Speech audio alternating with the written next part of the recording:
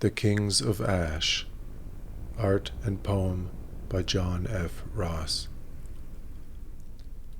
I died on Frigga's day of a sickness, and was left to lay with the flies. No pyre lit by arrow's flame, just a coachman's hack from Valhalla came.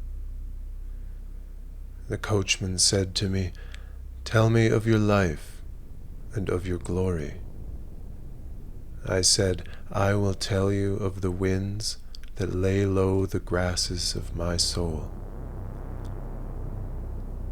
I was barely a year of age when the blind stag came. My flesh was like silk, and mother's milk filled my guts, and father's rage filled the hollow beneath each day, and each day was new.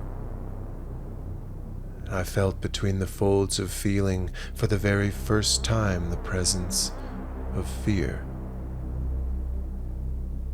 He came to me in the dark season, with winds that beat the shutters raw, heavy hooves that boomed upon the timber floor, and a stature so breathtaking.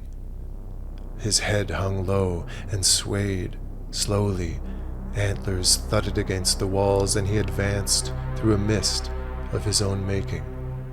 He stopped short of my swaddled form, one milky eye peering out from beneath thick blinds, and chuffed. I cried out in the empty dark, but could not flee.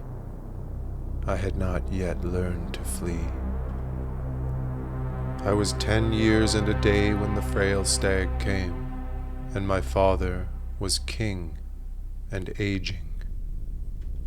They gave me bundles of foxglove, the well-wishers and the war-weary on the Mercian shore. "Safe home," they called to me as I took to the calamity of the sea. I was just a boy, but I cupped my hands and called back into the wind, "I'm not afraid."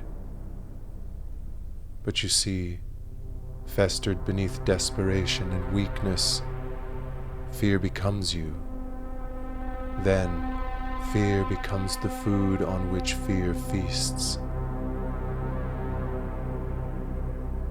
He arrived out of the morning, in the company of an ice wind that made my breath stumble against the back of my throat and turned my eyes to glass.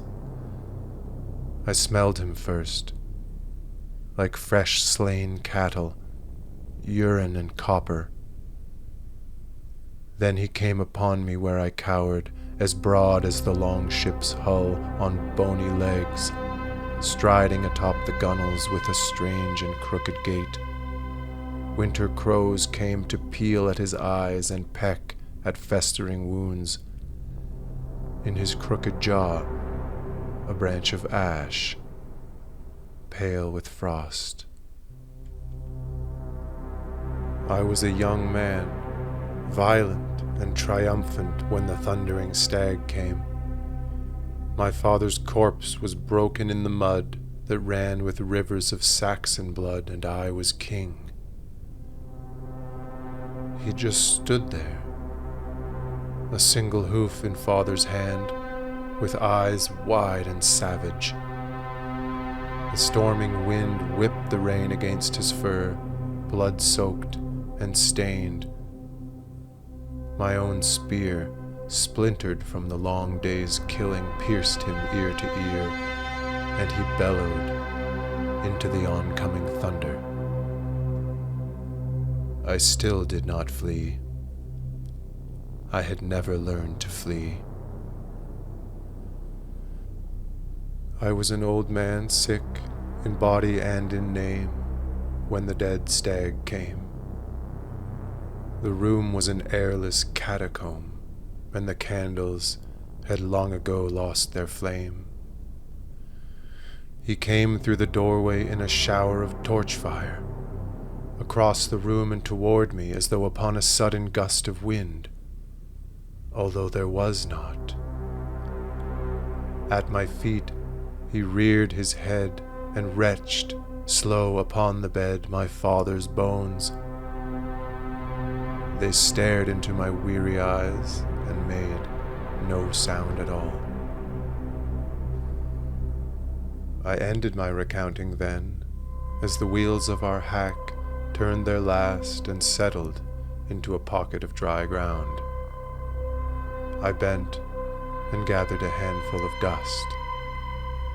What manner of plant, I wondered, or beast, could find revelry in this rubble?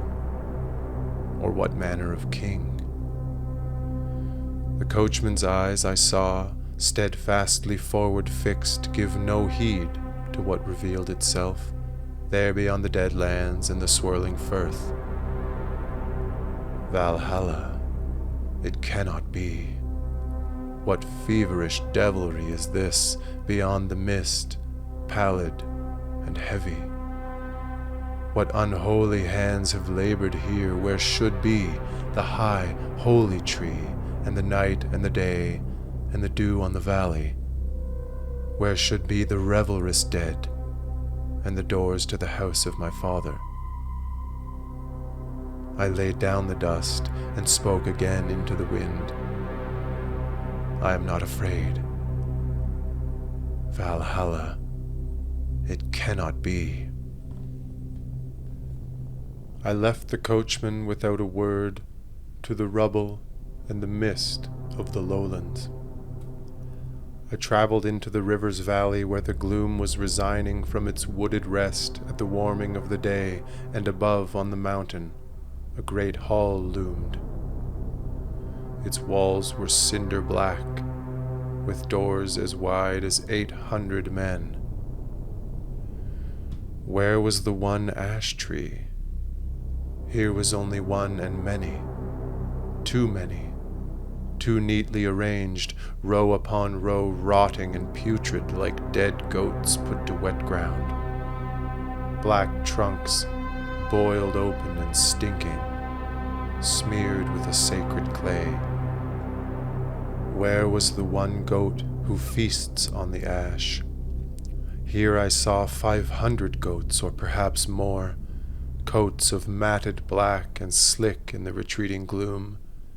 Each stood alone atop great pillars of bone, precarious and scorched white by the fires of an ancient and barbarous sun.